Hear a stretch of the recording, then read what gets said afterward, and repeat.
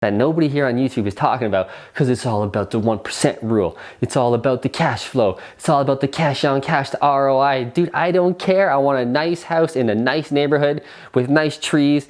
There's a grocery store nearby. I'm gonna attract good quality tenants who are gonna have a good job in my town so they can always pay me rent so that I can chill in Costa Rica. That's the rant. Don't focus on price or cash flow. Focus on this stuff. My name is Piche, aka the Fruitful Investor. I grew up in a middle-class family and all I've ever wanted was freedom. By the age of 30, I became a self-made multi-millionaire, all from real estate investing. Follow me on my journey to travel the world when I want, where I want, while continuing to build a killer real estate business. Let's get it.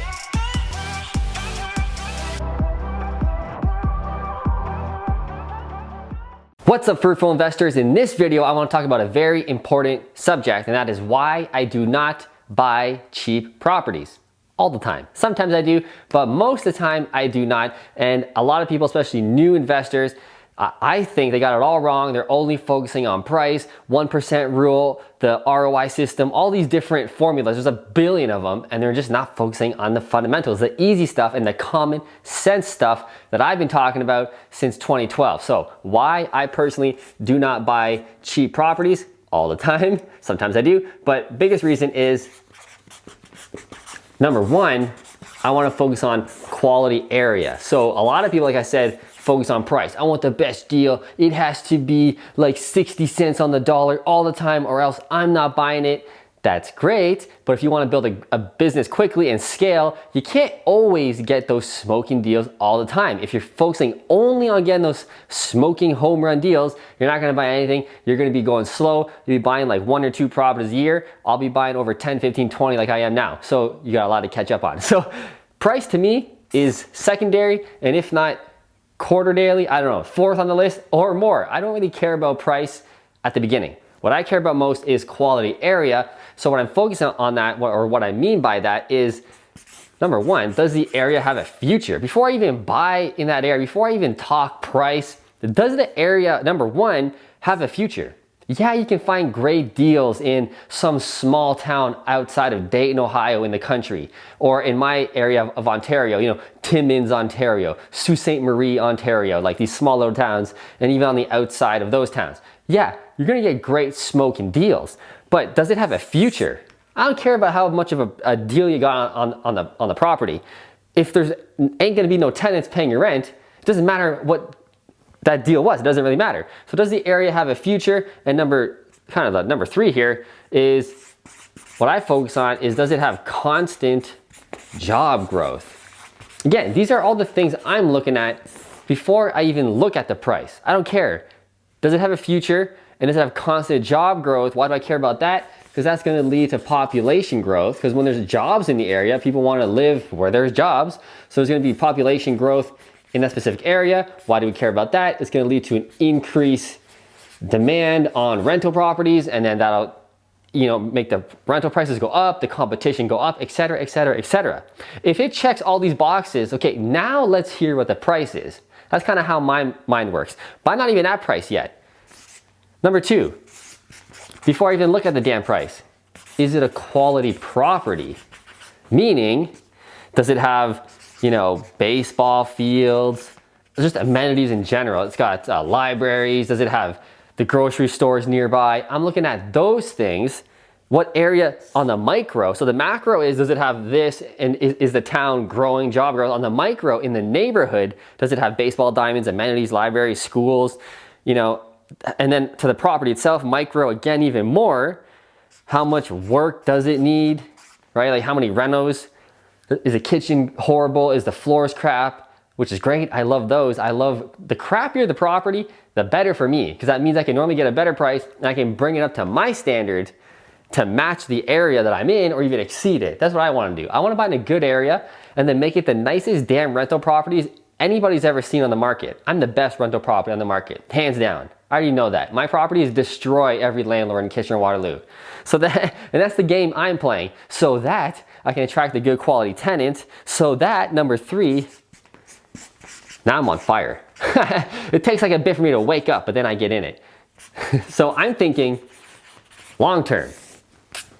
So that's the strategy I'm thinking. Like I said before all the time, I have a 5 to 7 year plan when I'm looking at real estate. So I want to make sure I'm buying in a good area that's going to still be here and kick ass in 5 to 7 years. The area, is it going to be good in 5 to 7 years from now? Of course, I'm buying near schools, baseball diamonds, amenities, all that stuff that seems stupid. I'm saying it like 5 times now because I just want to drill it in your head. It seems dumb. I'm thinking about these stupid little things, but I'm telling you, that's the most important stuff. Be where the tenants want to be. Think long term. Why do I think long term? Because there are recessions in everywhere. It's just part of the cycle. I don't care about recessions. I don't give two shits. Why? I'm thinking long term. I'm buying in a good area that's constantly growing, right? Remember I wrote constant job growth, most important, not just job growth, constant job growth, which means we're focusing on areas that have diverse industries. Yeah, sure, if it's some automotive town where Ford just came in and they built a Ford plant and everybody's like, yeah, we're gonna have work forever, but it's the only like job sector in that area, I ain't buying there, dude. I wanna buy where it has the Ford plant, it's got an education system, maybe it's got a couple of colleges and secondary colleges, university, I forget what you guys call them in the States. I think they're just called colleges for universities, I don't know. So we got manufacturing, universities, education, and then we got maybe a tech sector, maybe we got a trade sector, whatever. I want to diversify, make sure that the area I'm buying in is diverse in their industry, so should a recession come, I can truly not give a shit about it because the other industries will pick up the load with those job losses, right?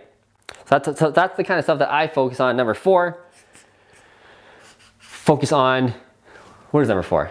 Don't focus on price or cash flow. So price out, cash flow out.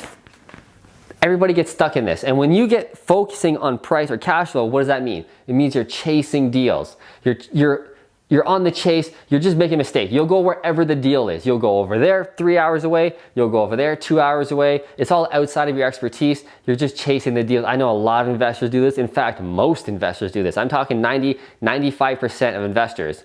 Even the savvy ones that I look up to, I hang out with, I'm like, they're kicking ass. I'm like, yo, but you're doing it wrong. In my mind. In their mind, they're doing it right, cool. But if you want the easy, fruitful system, which is what I just focus on, I want easy. All of this in a nutshell, easy, bro. I should just spell that with a Z because it's cool. I want it easy, sleazy, easy. Because I just want to chill.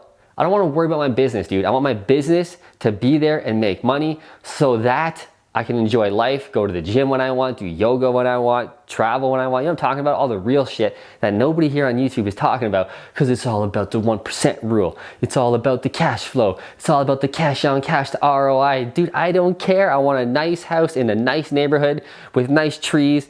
There's a grocery store nearby. I'm gonna attract good quality tenants who are gonna have a good job in my town so they can always pay me rent so that I can chill in Costa Rica. That's the rant. Don't focus on price or cash flow. Focus on this stuff. And then go to the price and cash flow. Make sure it does cash flow. Yes, every property has the cash flow. Check these boxes off first. Get the price, make sure it works. Get the deal. Enjoy life. Be a real estate investor and live life and inspire others. Nobody wants to be the old real estate investor that's 60 years old and still grinding. Still dealing with broken toilets, tenants not paying rent, going to the landlord tenant board or the eviction office, whatever it's called for you guys in the States. Nobody wants to be that dude. I know a lot of those people. I ain't one of those. I never have problems with tenants. Obviously things come up, but generally like over the term, like dude, I never have to evict tenants. I'm never fighting for rent because I focus on this stuff. The common sense stuff. The non-sexy stuff that doesn't really sell books or courses or videos. This is it, man. That's the video. If you liked it, smash that like button. Also smash that subscribe button so we can see more of each other. I'll see you in the next video.